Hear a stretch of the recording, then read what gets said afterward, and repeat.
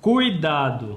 Quando alguém te pergunta qual a sua pretensão salarial, isso é uma armadilha. Essa pergunta, ela serve muito ao entrevistador, porque sabendo a sua pretensão salarial, eu tenho uma informação super valiosa na hora de negociar com você ou te descartar de uma vez do processo seletivo. Se você me falar um valor super alto, eu vou falar, né, não estou disposto a pagar esse troço não, tá fora.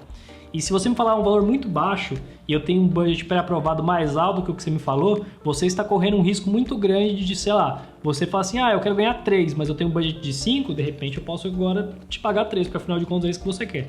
Se eu for um pouquinho sacana, eu vou te propor 2,5, porque se você for que você quer ganhar 3, você provavelmente aceita 2,5.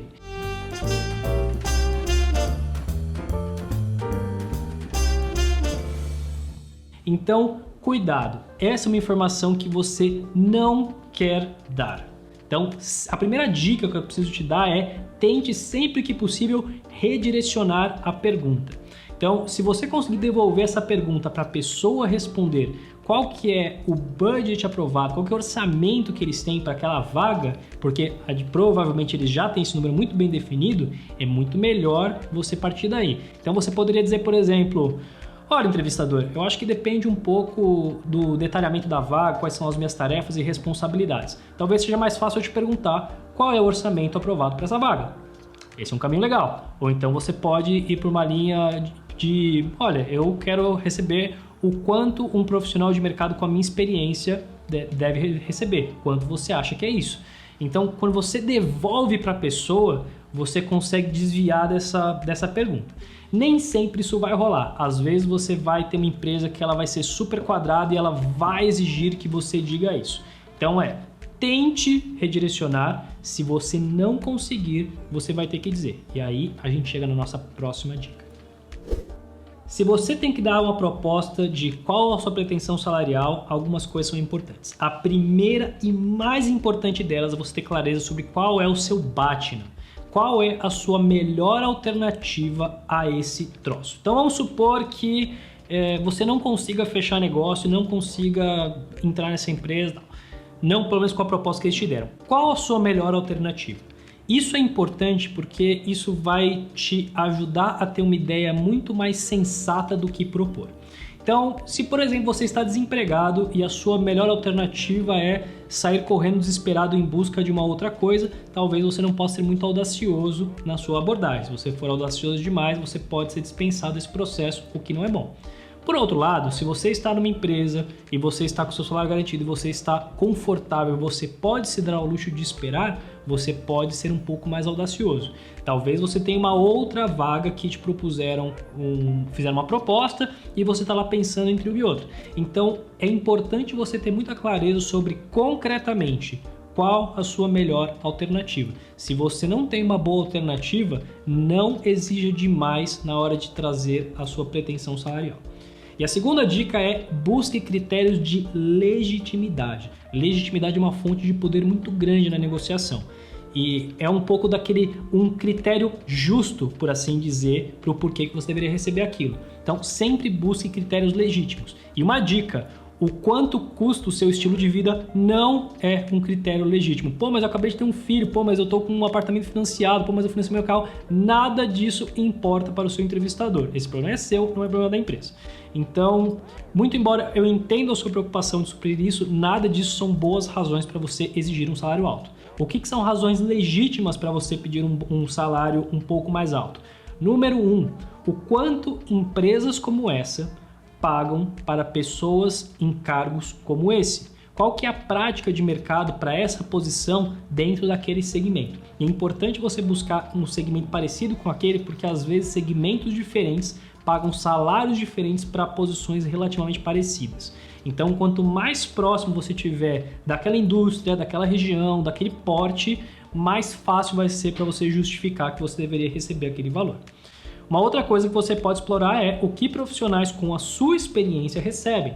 Então, para alguns cargos, por exemplo, se você tem uma pós-graduação, um mestrado, alguma coisa assim, ou você tem experiência fora do Brasil, ou você fala outra língua, coisa desse tipo, essas pessoas recebem um pouco mais. Então, se você puder trazer esses elementos, fica muito mais forte o seu argumento.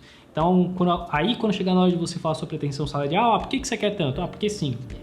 É muito mais fácil, muito mais poderoso você dizer, olha, eu fiz uma pesquisa de mercado e eu vi que empresas como a sua, nessa indústria, costumam pagar por uma posição como essa algo em torno de X a Y. Então, essa é a minha pretensão salarial. E uma última dica sobre isso é, não dê um valor exato, dê um intervalo. E um intervalo em que você vai começar com um valor maior e não com um valor menor. Por quê? Se você der um número só, você vai ancorar a negociação em torno daquele número. Quando você tem um intervalo, você consegue ter mais flexibilidade para negociar os outros elementos que vão além do salário, que a gente já vai explorar daqui a pouco em mais detalhes. E a razão pela qual é importante você começar por um número maior é que, se você começar por um número mais baixo, a pessoa para de te ouvir depois disso. Então vamos supor que você fale que a sua pretensão salarial é alguma coisa em torno entre 5 a 7 mil. Depois que você falou 5, a pessoa não está te ouvindo. Se você inverte e você fala que a sua pretensão salarial é algo entre 7 e 5, o número que fica na cabeça tende a ser o 7. Obviamente isso não é uma garantia, vai depender das outras coisas, né? O quanto que a pessoa tem de orçamento provisional e tudo mais, mas a probabilidade de você negociar mais perto do 7 é maior do que a probabilidade de você negociar mais perto do 5. E por fim, negocie as outras coisas além do salário. Não é só salário que tem valor, pacote de benefícios, tem várias outras coisas que você pode negociar que vão além disso. E essa é uma recomendação importantíssima. As pessoas tendem a ser um pouco fixadas e presas no salário, mas pacote de benefícios importa pra caramba. É importante você saber o que importa para você. Talvez você poder negociar um home office, por exemplo, pode ter muito valor. Talvez você não se importe de ser uma pessoa CLT, talvez você possa ser PJ. E aí você pega essa diferença ali de uns, sei lá, então vamos supor que você vai receber 5 de salário. Se você recebe 5, a empresa provavelmente gasta uns 3 entre benefícios e só para você CLT. E se você recebesse 8 PJ? É uma possibilidade. Pode ser que a empresa tope, pode ser que não, mas é uma possibilidade. Então, tenha clareza dos outros elementos que estão ali. Stock Options, por exemplo, empresas, startups costumam ter um plano de Stock Options para você ter a opção de compra de certas ações. Algumas empresas um pouco mais consolidadas têm isso também.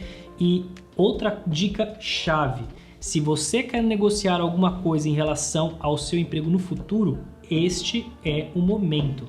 Então você pode, por exemplo, negociar que se você atingir as suas metas, se você performar bem, você vai ter uma promoção no ano que vem, ou algo dessa natureza.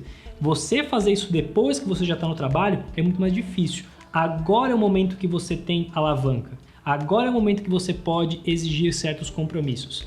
É claro que nem tudo vai ser aceito, mas se você conseguir explorar outros elementos que vão além do salário, a chance de você ter uma boa negociação é muito maior. Vou deixar mais 2 vídeos aqui para você que vão te ajudar a conseguir o emprego dos seus sonhos. Porque, afinal de contas, o objetivo desse canal é ajudar você a compartilhar o que você tem de melhor. Eu espero que você saia daqui um pouco mais capaz de fazer isso. Até a próxima.